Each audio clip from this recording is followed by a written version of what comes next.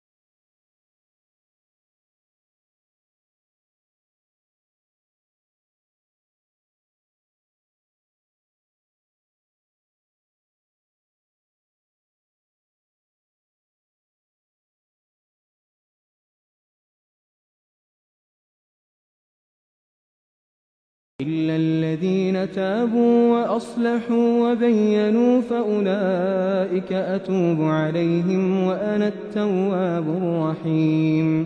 إن الذين كفروا وماتوا وهم كفار أولئك عليهم لعنة الله والملائكة والناس أجمعين خالدين فيها لا يخفف عنهم العذاب ولا هم ينظرون. وإلهكم إله واحد لا إله إلا هو الرحمن الرحيم. إن في خلق السماوات والأرض واختلاف الليل والنهار والفلك التي تجري في البحر بما ينفع الناس وما أنزل الله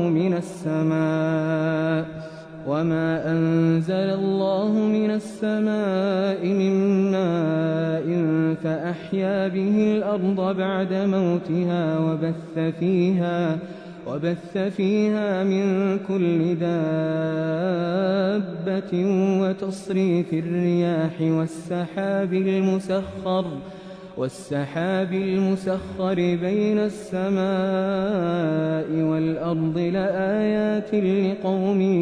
يعقلون. ومن الناس من يتخذ من دون الله أندادا يحبونهم كحب الله والذين آمنوا أشد حبا لله. ولو يرى الذين ظلموا إذ يرون العذاب أن القوة لله جميعا وأن الله شديد العذاب. إذ تبرأ الذين اتبعوا من الذين اتبعوا ورأوا العذاب وتقطعت بهم الأسباب. وقال الذين اتبعوا لو أن لنا كرة فنتبرأ منهم كما تبرؤوا منا كذلك يريهم الله أعمالهم حسرات عليهم وما هم بخارجين من النار.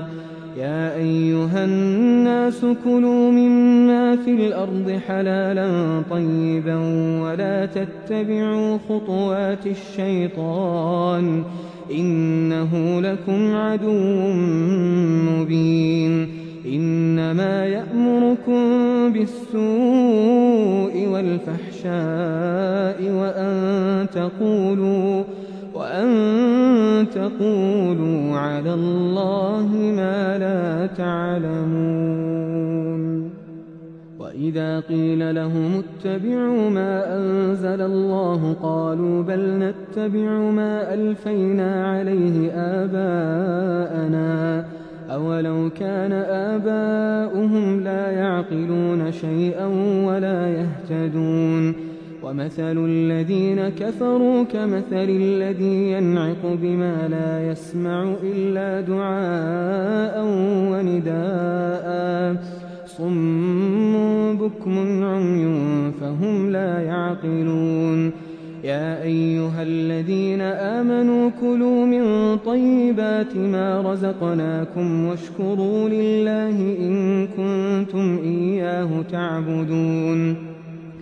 إنما حرم عليكم الميتة والدم ولحم الخنزير وما أهل به لغير الله فمن اضطر غير باغ ولا عاد فلا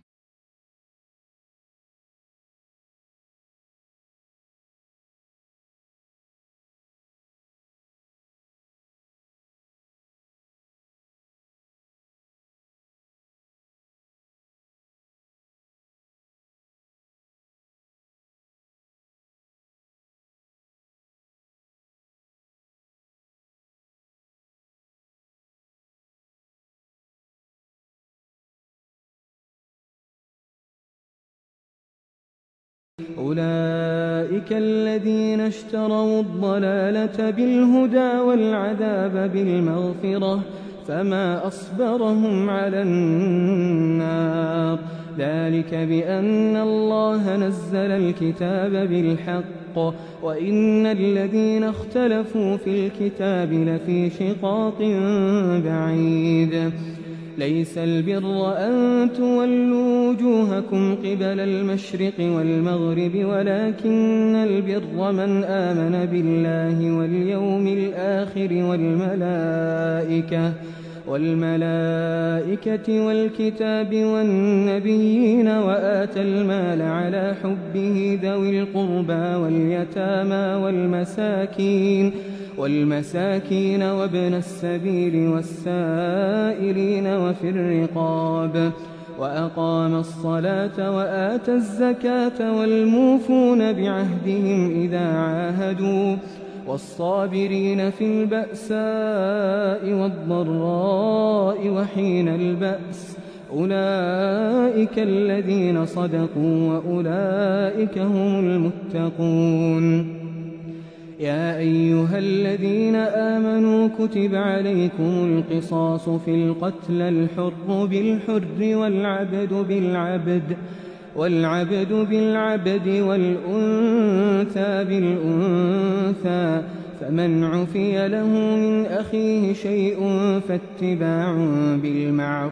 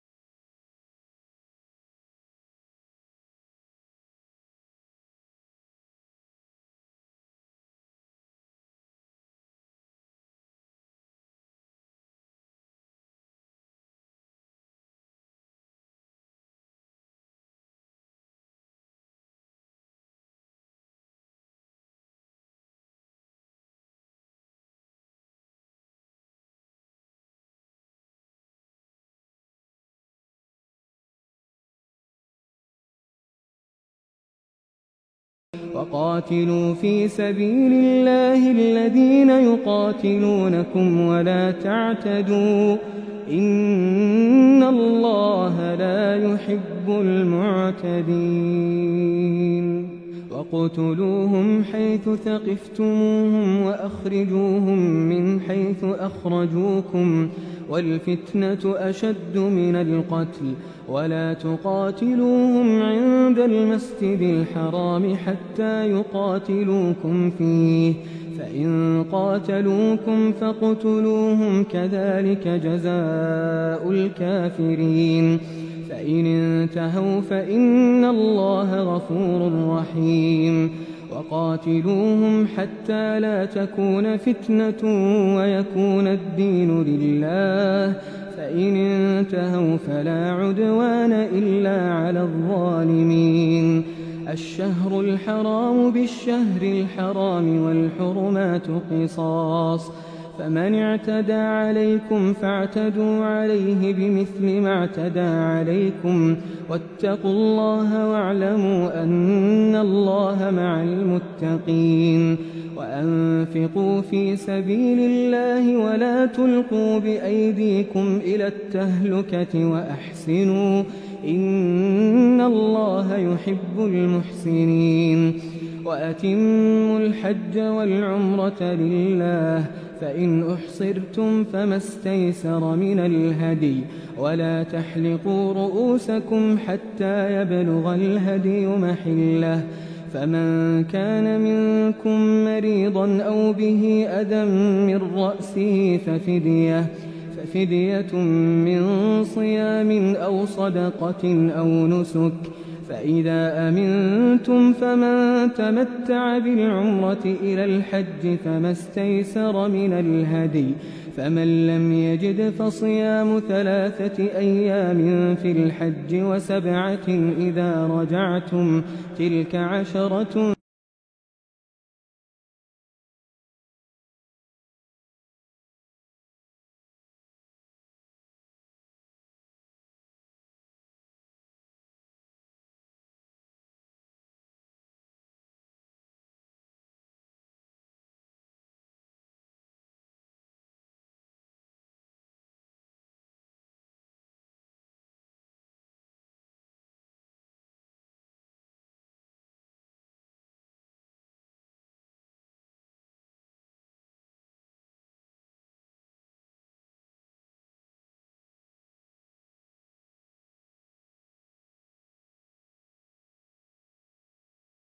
فإذا أفضتم من عرفات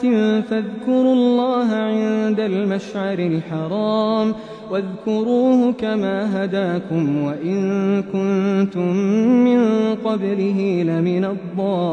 الضالين ثم أفيضوا من حيث أفاض الناس واستغفروا الله إن الله غفور رحيم فإذا قضيتم مناسككم فاذكروا الله كذكركم آباءكم أو أشد ذكرا فمن الناس من يقول ربنا آتنا في الدنيا وما له في الآخرة من خلاق ومنهم من يقول ربنا آتنا في الدنيا حسنة وفي الآخرة حسنة وقنا عذاب النار أولئك لهم نصيب مما كسبوا والله سريع الحساب واذكروا الله في أيام معدودات فمن تعجل في يومين فلا إثم عليه ومن تأخر فلا إثم عليه لمن اتقى واتقوا الله واعلموا أنكم إليه تحشرون ومن الناس من يعجبك قوله في الحياة الدنيا ويشهد الله على ما في قلبه وهو ألد الخصام وإذا تولى سعى في الأرض ليفسد فيها ويهلك الحرث والنسل والله لا يحب الفساد وإذا قيل له اتق الله أخذته العزة بالإثم فحسبه جهنم ولبئس المهاد. ومن الناس من يشري نفسه ابتغاء مرضات الله والله رءوف بالعباد. يا أيها الذين آمنوا ادخلوا في السلم كافة ولا تتبعوا خطوات الشيطان إنه لكم عدو مبين. فإن زللتم من بعد ما جاءتكم البينات فاعلموا أن الله عزيز حكيم. هل ينظرون إلا أن يأتيهم الله في ظلل من الغمام والملائكة وقضي الأمر وإلى الله ترجع الأمور. سل بني إسرائيل كم آتيناهم من آية بينة ومن يبدل نعمة الله من بعد ما جاءته فإن الله شديد العقاب. زين للذين كفروا الحياة الدنيا ويسخرون من الذين آمنوا والذين اتقوا فوقهم يوم القيامة والله يرزق من يشاء بغير حساب. كان الناس أمة واحدة فبعث الله النبيين مبشرين ومنذرين وأنزل معهم الكتاب بالحق ليحكم بين الناس فيما اختلفوا فيه وما اختلف فيه إلا الذين أوتوه من بعد ما جاءتهم البينات بغيا بينهم فهدى الله الذين آمنوا لما اختلفوا فيه من الحق بإذنه والله يهدي من يشاء إلى صراط مستقيم. أم حسبتم أن تدخلوا الجنة ولما يأتكم مثل الذين خلوا من قبلكم مستهم البأساء والضراء وزلزلوا حتى يقول الرسول والذين آمنوا معه متى نصر الله ألا إن نصر الله قريب. يسألونك ماذا ينفقون قل ما أنفقتم من خير فللوالدين والأقربين واليتامى والمساكين وابن السبيل وما تفعلوا من خير فإن الله به عليم. كتب عليكم القتال وهو كره لكم وعسى أن تكرهوا شيئا وهو خير لكم وعسى أن تحبوا شيئا وهو شر لكم والله يعلم وأنتم لا تعلمون. يسألونك عن الشهر الحرام قتال فيه قل قتال فيه كبير وصد عن سبيل الله وكفر به والمسجد الحرام وإخراج أهله منه أكبر عند الله والفتنة أكبر من القتل ولا يزالون يقاتلونكم حتى يردوكم عن دينكم إن استطاعوا ومن يرتدد منكم عن دينه فيمت وهو كافر فأولئك حبطت أعمالهم في الدنيا والآخرة وأولئك أصحاب النار هم فيها خالدون. إن الذين آمنوا والذين هاجروا وجاهدوا في سبيل الله أولئك يرجون رحمة الله والله غفور رحيم. يسألونك عن الخمر والميسر قل فيهما إثم كبير ومنافع للناس وإثمهما أكبر من نفعهما ويسألونك ماذا ينفقون قل العفو كذلك يبين الله لكم الآيات لعلكم تتفكرون في الدنيا والآخرة ويسألونك عن اليتامى قل إصلاح لهم خير وإن تخالطوهم فإخوانكم والله يعلم المفسد من المصلح ولو شاء الله لأعنتكم إن الله عزيز حكيم ولا تنكحوا المشركات حتى يؤمنوا ولأمة مؤمنة خير من مشركة ولو أعجبتكم ولا تنكحوا المشركين حتى يؤمنوا ولعبد مؤمن خير من مشرك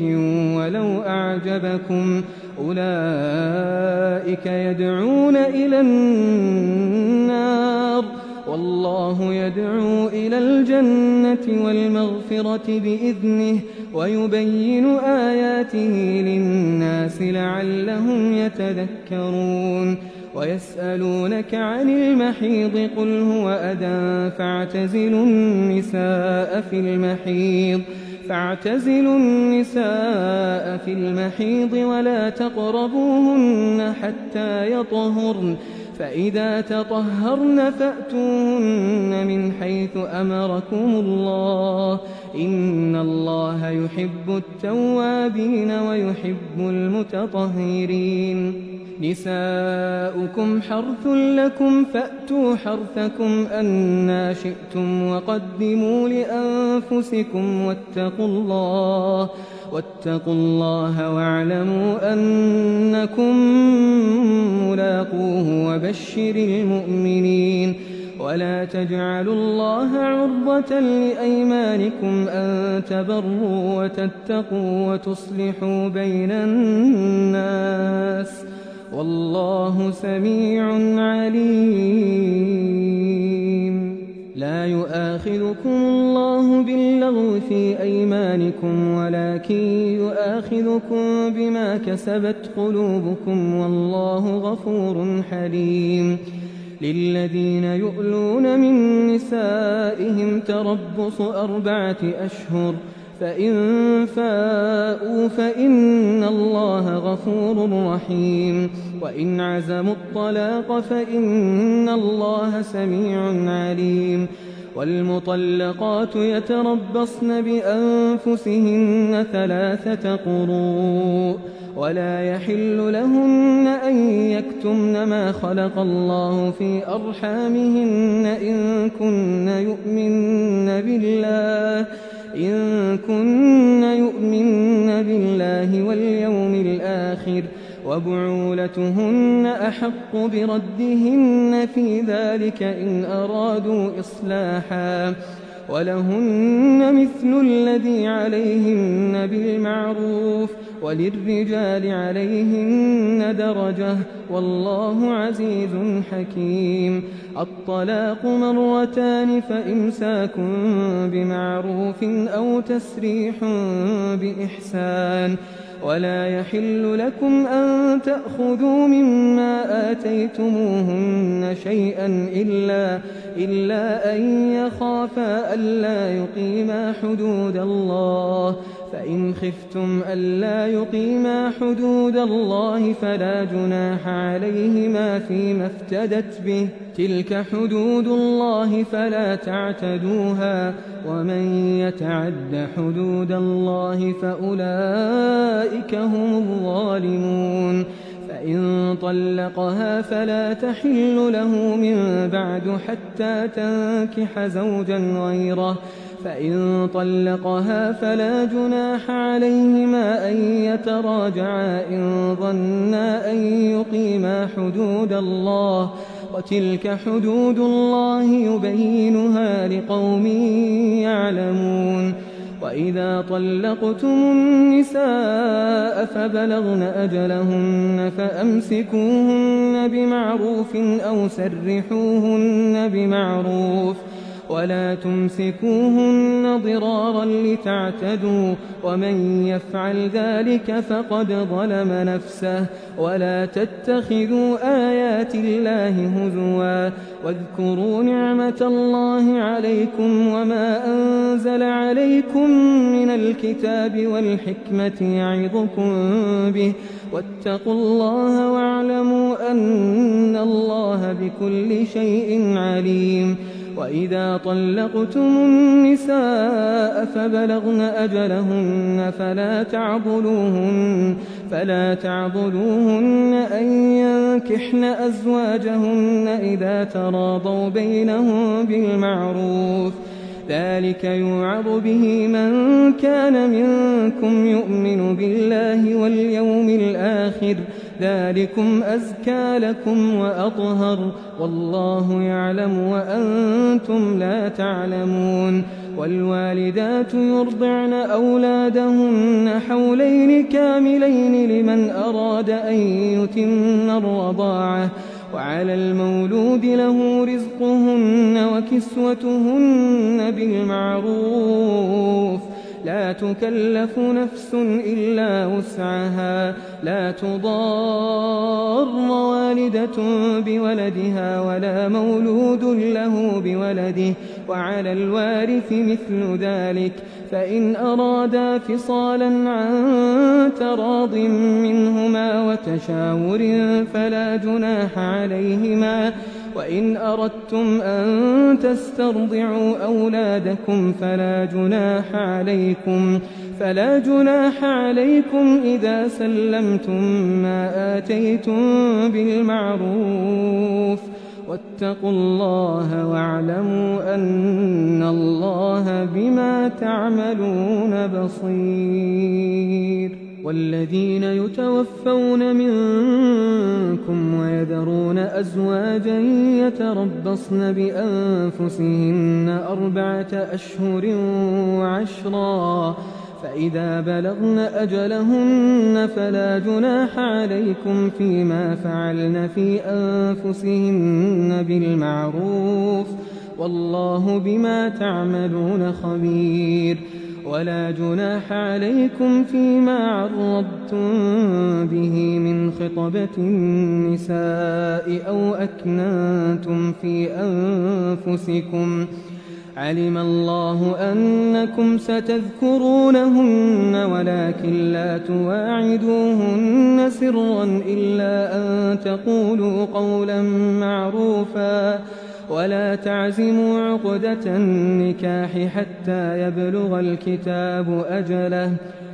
واعلموا أن الله يعلم ما في أنفسكم فاحذروه واعلموا أن الله غفور حليم لا جناح عليكم إن طلقتم النساء ما لم تمسوهن أو تفرضوا لهن فريضة ومتعوهن على الموسع قدره وعلى المقتر قدره متاعا بالمعروف حقا على المحسنين وإن طلقتموهن من قبل أن تمسوهن وقد فرضتم لهن فريضة فنصف ما فرضتم إلا أن يعفون أو يعفو الذي بيده عقدة النكاح وأن تعفوا أقرب للتقوى ولا تنسوا الفضل بينكم إن الله بما تعملون بصير حافظوا على الصلوات والصلاة الوسطى وقوموا لله قانتين فإن خفتم فرجالا أو ركبانا فإذا أمنتم فاذكروا الله كما علمكم ما لم تكونوا تعلمون والذين يتوفون منكم ويذرون أزواجا وصية لأزواجهم متاعا إلى الحول غير إخراج فإن خرجن فلا جناح عليكم فيما فعلن في أنفسهن من معروف، والله عزيز حكيم. وللمطلقات متاع بالمعروف حقا على المتقين، كذلك يبين الله لكم آياته لعلكم تعقلون. ألم تر إلى الذين خرجوا من ديارهم وهم ألوف حذر الموت فقال لهم الله موتوا ثم أحياهم، إن الله لذو فضل على الناس ولكن أكثر الناس لا يشكرون. وقاتلوا في سبيل الله واعلموا أن الله سميع عليم. من ذا الذي يقرض الله قرضا حسنا فيضاعفه له أضعافا كثيرة، والله يقبض ويبسط وإليه ترجعون. ألم تر إلى الملأ من بني إسرائيل من بعد موسى إذ قالوا لنبي له ابعث لنا ملكا نقاتل في سبيل الله، قال هل عسيتم إن كتب عليكم القتال ألا تقاتلوا؟ قالوا وما لنا ألا نقاتل في سبيل الله وقد أخرجنا من ديارنا وأبنائنا، فلما كتب عليهم القتال تولوا إلا قليلا منهم، والله عليم بالظالمين. وقال لهم نبيهم إن الله قد بعث لكم طالوت ملكا، قالوا أنى يكون له الملك علينا ونحن أحق بالملك منه ولم يؤت سعة من المال، قال إن الله اصطفاه عليكم وزاده بسطة في العلم والجسم، والله يؤتي ملكه من يشاء والله واسع عليم. وقال لهم نبيهم إن آية ملكه أن يأتيكم التابوت فيه سكينة من ربكم وبقية مما ترك آل موسى وآل هارون تحمله الملائكة، إن في ذلك لآية لكم إن كنتم مؤمنين. فلما فصل طالوت بالجنود قال إن الله مبتليكم بنهر، فمن شرب منه فليس مني، ومن لم يطعمه فإنه مني إلا من اغترف غرفة بيده، فشربوا منه إلا قليلا منهم، فلما جاوزه هو والذين آمنوا معه قالوا لا طاقة لنا اليوم بجالوت وجنوده. قال الذين يظنون أنهم ملاقو الله كم من فئة قليلة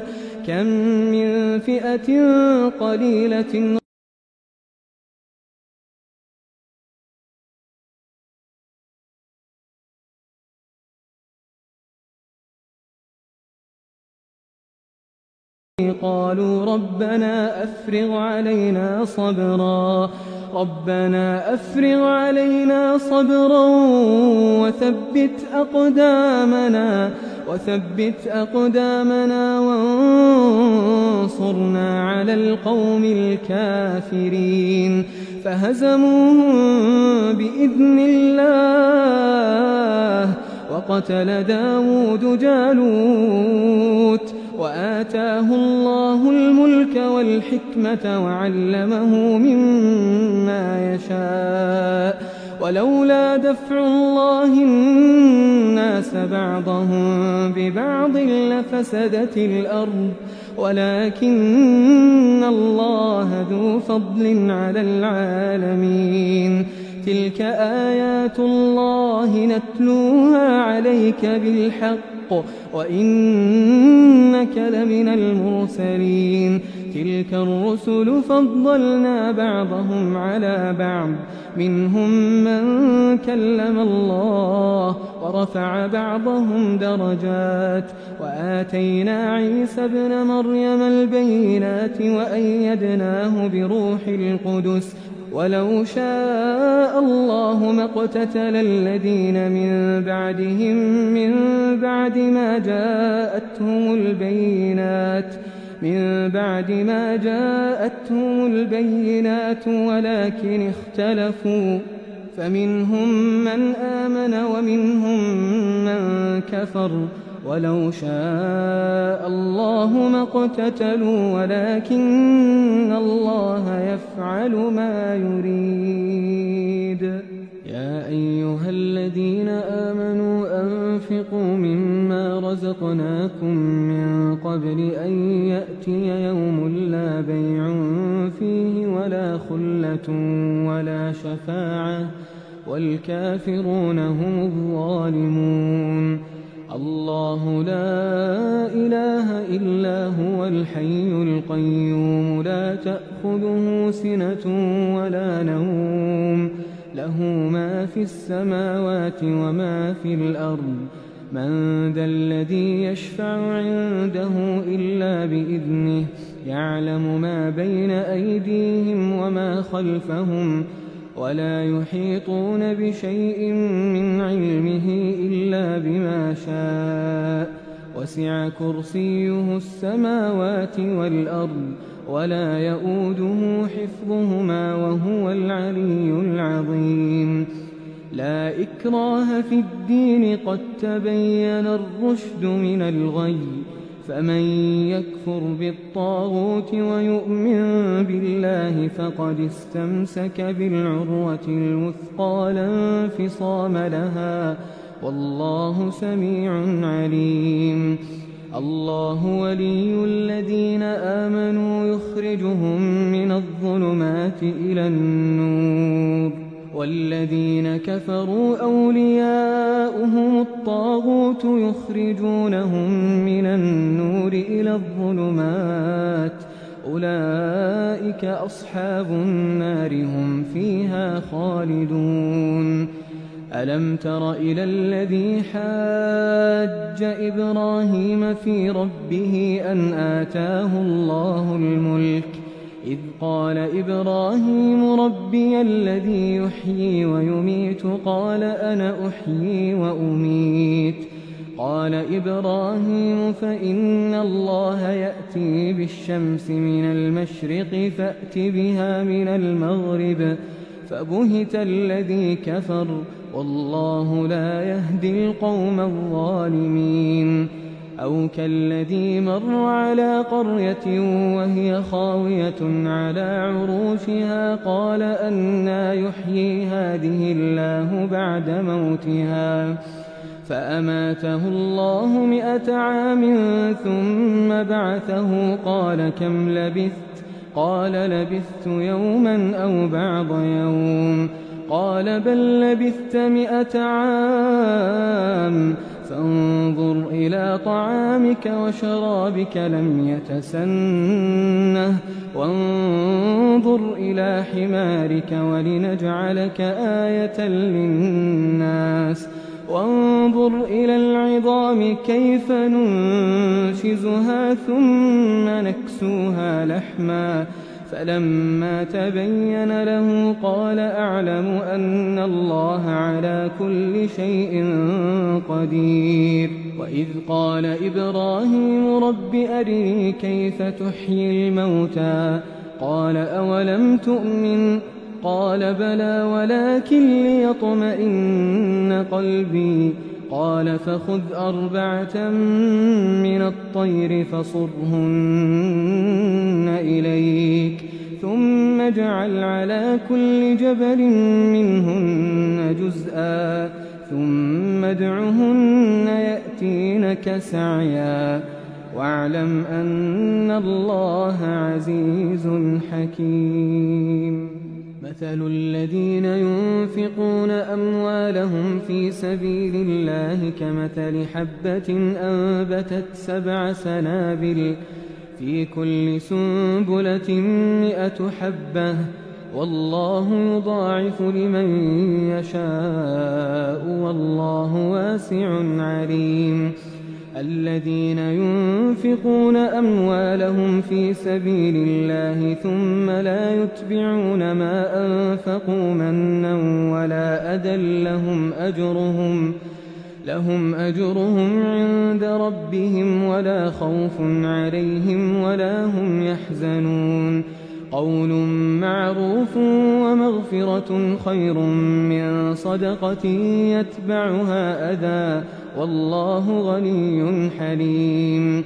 يا أيها الذين آمنوا لا تبطلوا صدقاتكم بالمن والأذى كالذي ينفق ماله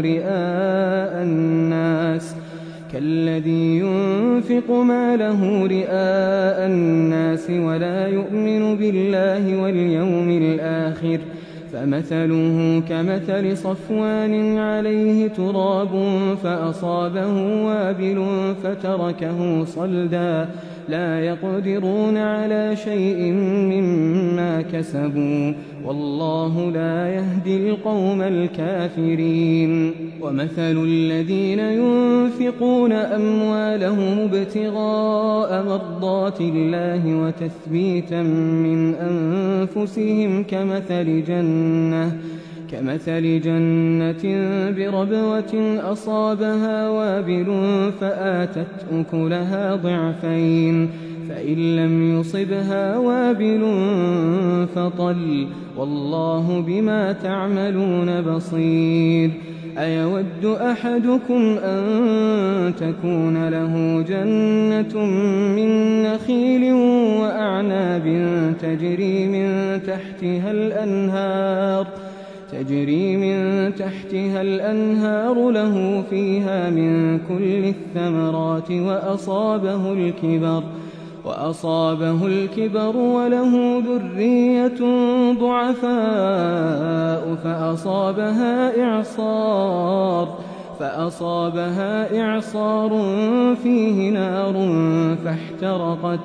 كذلك يبين الله لكم الآيات لعلكم تتفكرون. يا أيها الذين آمنوا أنفقوا من طيبات ما كسبتم ومما أخرجنا لكم من الأرض ولا تيمموا الخبيث منه تنفقون ولستم بآخذيه إلا أن تغمضوا فيه واعلموا أن الله غني حميد. الشيطان يعدكم الفقر ويأمركم بالفحشاء والله يعدكم مغفرة منه وفضلا والله واسع عليم. يؤتي الحكمة من يشاء ومن يؤت الحكمة فقد أوتي خيرا كثيرا وما يذكر إلا أولو الألباب. وما أنفقتم من نفقة أو نذرتم من نذر فإن الله يعلمه وما للظالمين من أنصار. إن تبدوا الصدقات فنعما هي وإن تخفوها وتؤتوها الفقراء فهو خير لكم ويكفر عنكم من سيئاتكم والله بما تعملون خبير. ليس عليك هداهم ولكن الله يهدي من يشاء وما تنفقوا من خير فلأنفسكم وما تنفقون إلا ابتغاء وجه الله وما تنفقوا من خير يوفى إليكم وأنتم لا تظلمون للفقراء الذين أحصروا في سبيل الله لا يستطيعون ضربا في الأرض يحسبهم الجاهل أغنياء من التعفف تعرفهم بسيماهم لا يسألون الناس إلحافا وما تنفقوا من خير فإن الله به عليم الذين ينفقون أموالهم بالليل والنهار سرا وعلانية فلهم أجرهم عند ربهم ولا خوف عليهم ولا هم يحزنون الذين يأكلون الربا لا يقومون إلا كما يقوم الذي يتخبطه الشيطان من المس ذلك بأنهم قالوا إنما البيع مثل الربا وأحل الله البيع وحرم الربا فمن جاءه موعظة من ربه فانتهى فله ما سلف وأمره إلى الله ومن عاد فأولئك أصحاب النار هم فيها خالدون يمحق الله الربا ويربي الصدقات والله لا يحب كل كفار أثيم إن الذين آمنوا وعملوا الصالحات وأقاموا الصلاة وآتوا الزكاة لهم أجرهم عند ربهم ولا خوف عليهم ولا هم يحزنون يا أيها الذين آمنوا اتقوا الله وذروا ما بقي من الربا إن كنتم مؤمنين فإن لم تفعلوا فأذنوا بحرب من الله ورسوله وإن تبتم فلكم رؤوس أموالكم لا تظلمون ولا تظلمون وإن كان ذو عسرة فنظرة إلى ميسرة وأن تصدقوا خير لكم إن كنتم تعلمون واتقوا يوما ترجعون فيه إلى الله ثم توفى كل نفس ما كسبت وهم لا يظلمون يا أيها الذين آمنوا إذا تداينتم